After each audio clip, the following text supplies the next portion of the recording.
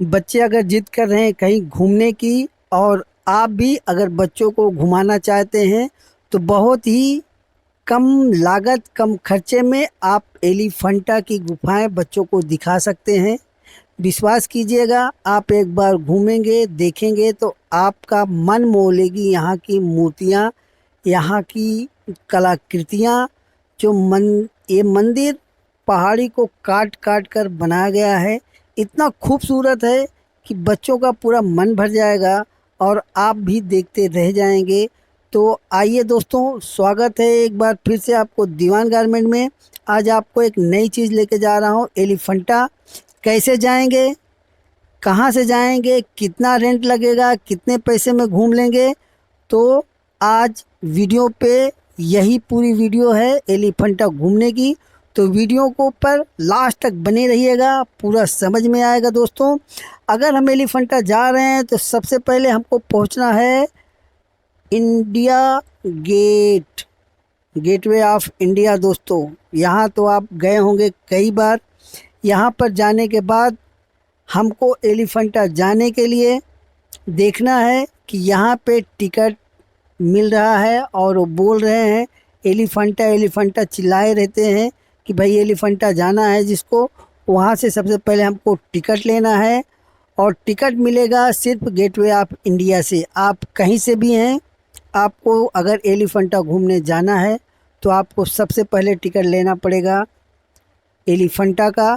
यहाँ का जो टिकट है आपको आसानी से मिल जाएगा। ये देखिए, यहाँ का टिकट है एलिफेंटा जाने के लिए, जिसकी कीमत है 260 रुपये, और 260 रुपये में ये टिकट आने और जाने का दोनों है।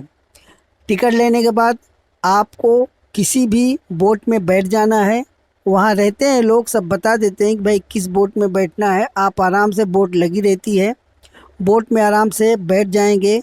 बोट में बैठने के बाद आप देखेंगे समुद्र का नज़ारा। 12 किलोमीटर दूर है गेटवे ऑफ इंडिया से एलिफेंटा।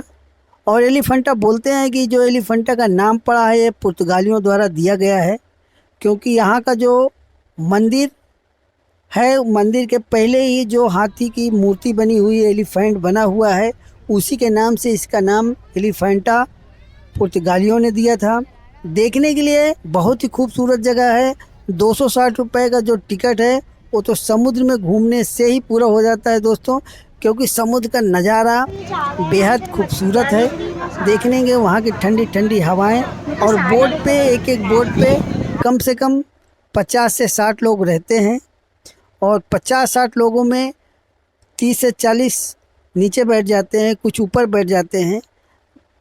समुद्र का नज़ारा देखने लायक रहता है दोस्तों।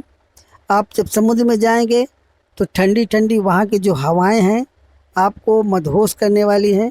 और ये जर्नी शुरू हो गई है एलिफेंटा के लिए, और कम से कम ये बोट से एलिफेंटा की जो 12 किलोमीटर की दूरी है, लगभग कम से कम 1 घंटा लग ही जा रहा है। और 1 घंटे में आप आराम से बोट पे समुद्र का नज़ारा ले सकते हैं। बेहद खूबसूरत समुद्र का नज़ारा लेने के बाद हम पहुँचेंगे एलिफेंटा, जो दूर से पहाड़ी की तरह दिखती है। आप यहाँ से देखेंगे तो कुछ भी नहीं नज़र आ रहा है, और जब समुद्र के बीचों बीच जाएंगे, सामने देखेंगे या आगे देखेंगे, ये देखिए, ये जो पहाड़ी नज़र आ रही है ये एलिफेंटा है। यही पहाड़ी के अंदर भगवान शिव का मंदिर बना हुआ है, जो एलिफेंटा के नाम से मशहूर है। ये पहाड़ी देख लीजिए। आप यहाँ से चारों ओर देखेंगे तो धुएं के अलावा कुछ भी नहीं दिखाई देगा।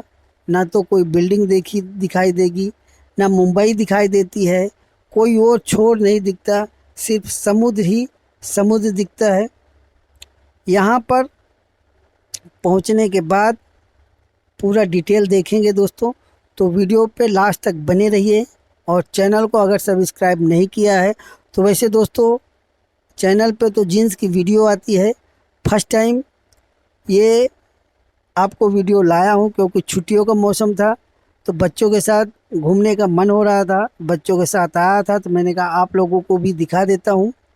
ये देखिए, ये आ गए हम एलिफेंटा जो पहाड़ी है वहाँ का एंट्री पे आने के बावजूद सबसे पहले दोस्तों ये यहाँ से एक ट्रेन जाती है जो करीब समझो 150 मीटर है, 150 से 300 मीटर की दूरी है। यहाँ 500 मीटर बताते हैं। वहाँ का ये टिकट लेना पड़ता है। टिकट 15 रुपये का एक है आने और जाने का। टिकट लेने के बाद ये देखो जो सब लाइन में लगे हैं ट्रेन पर चढ़ने के लिए हैं। तो पहला एंट्री यहीं पे है। ये देखो ट्रेन मिल गई है और ट्रेन पर बैठ गए हैं। कम से कम 40 से 50 लोग एक बार में बैठ जाते हैं। तो पर टिकट 15 रुपये का है, आने और जाने का दोनों का। बताते हैं ऐसा अगर चाहते हैं तो हम पैदल भी जा सकते हैं, ज़्यादा दूर नहीं है। और ये ट्रेन जा रही है। आजू बाजू देखेंगे तो पूरा समुद्र है, पहाड़ी बीच में है एलिफेंटा। तो उसका नज़ारा ही कुछ और है। जब यहाँ से जाते हैं, ये ट्रेन से उतर गई, एलिफेंटा बे मुंबई वेलकम। ये एलिफेंटा का सबसे पहले गेट है।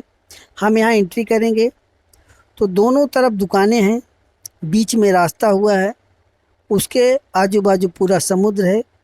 एलिफेंटा की जो पहाड़ी है उस पे पेड़ भी हैं, लेकिन धूप रहती है तो यहाँ पे कैप टोपी बिकती है।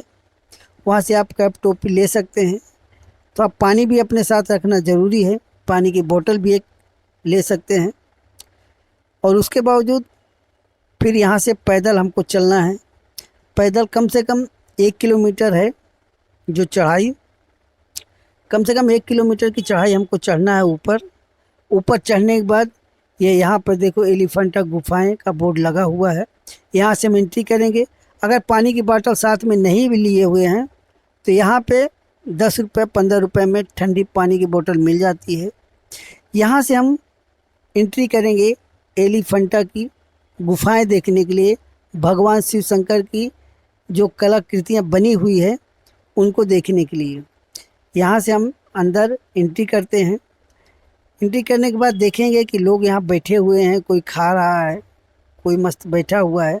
और ये टिकट घर है जो एंट्री करने के बाद हमको टिकट लेना है, क्योंकि ये जो यूनेस्को द्वारा इसको विश्व धरोहर में शामिल किया गया है। तो यहाँ पे उसका टिकट है। टिकट आप कैश और ऑनलाइन दोनों तरफ से ले सकते हैं। अगर आप इंडिया के हैं तो पर टिकट यहाँ पे 40 रुपये है, और अगर आप विदेश से हैं, इंडिया के नहीं हैं, तो आपको 600 रुपये भरना पड़ेगा।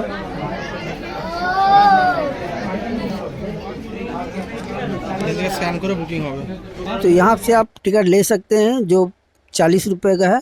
उसके बाद ये अंदर जाते हैं तो सबसे पहले ही खूबसूरत नज़ारा आता है, जो कि ये पूरा पहाड़ी करीब 6000 वर्ग फीट में फैला हुआ है।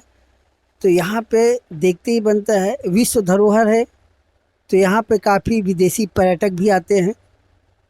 आपको देखने को मिल जाएंगे, वो चाहे जापान से हो, चीन से हो, अमेरिका से हो, यहाँ पे काफ़ी विदेशी आपको मिल जाएंगे।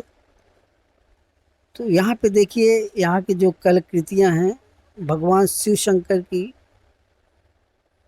गणेश जी की प्रतिमा बनी हुई हैं। और ये प्रतिमा पत्थरों को काट कर, पहाड़ी को काट काट कर बनाई गई है।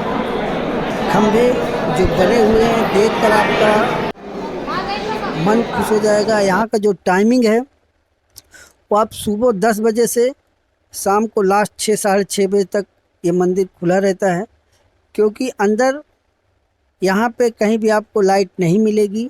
तो दिन में इसको देख सकते हैं।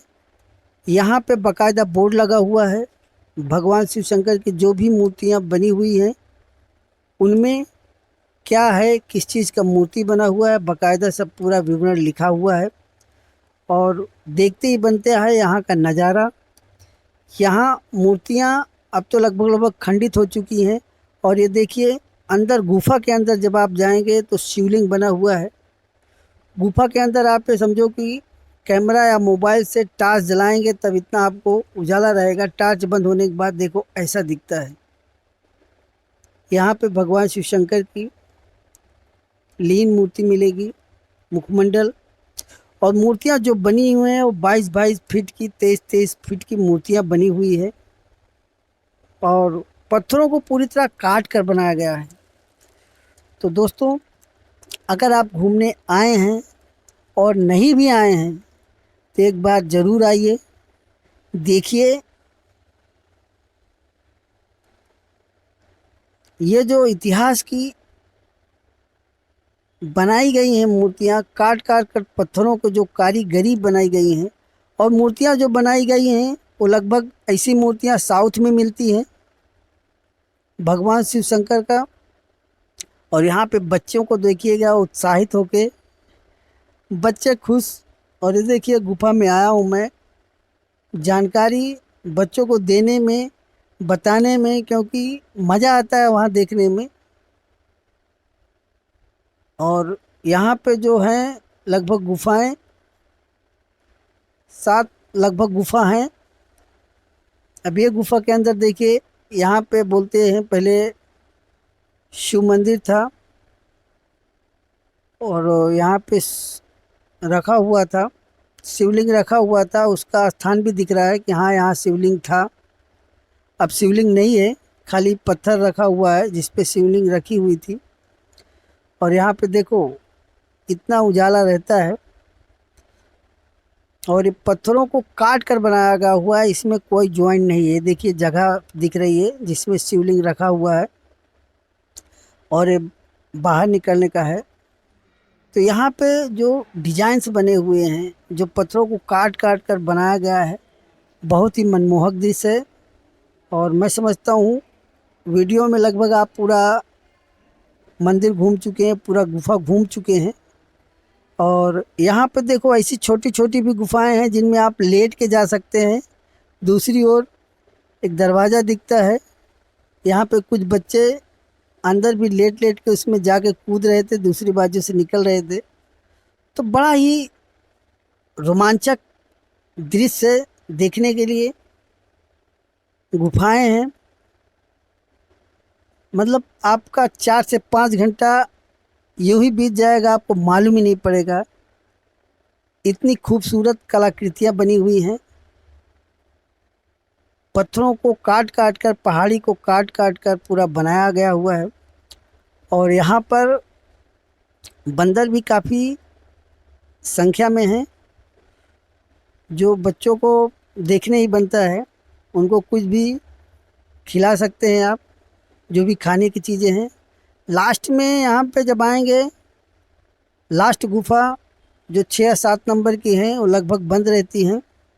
यहीं पे ये बाउंड्री जो बनी हुई है लास्ट, यहाँ के बाहर आपको खाने पीने के लिए भी मिल जाएगा। और खाने पीने के लिए देखेंगे तो लगभग वड़ा पाव यहाँ 30 रुपये का है। और ये लास्ट गुफा है जो लगभग अब पूरी तरह बंद है, यहाँ आने जाने नहीं देते क्योंकि ये नीचे गिर रही हैं, पत्थर टूट टूट के गिर रहे हैं। उसके बावजूद ये हम आ गए लास्ट में। ऊपर पहाड़ी पे एक तोप रखा हुआ है, 2 तोप रखी हुई हैं जिनको चढ़ने के लिए जाना पड़ता है। बहुत ही पतला रास्ता है और इसके संभल संभल के बाद चलना पड़ता है क्योंकि इसके बाजू में ही पूरा खाई है, नीचे जो समुद्र में डायरेक्ट जाती है। अगर आप यहाँ से गिरे तो सीधा समुद्र में जाके गिरेंगे क्योंकि पहाड़ी काफ़ी ऊंची हुई है। तो यहाँ पे जाएं, थोड़ा संभल के जाएं। ये देखिए तोप है जिस पे बच्चे मस्ती कर रहे हैं और मैं भी देख रहा हूँ। तो ये लास्ट एलिफेंटा का नज़ारा है।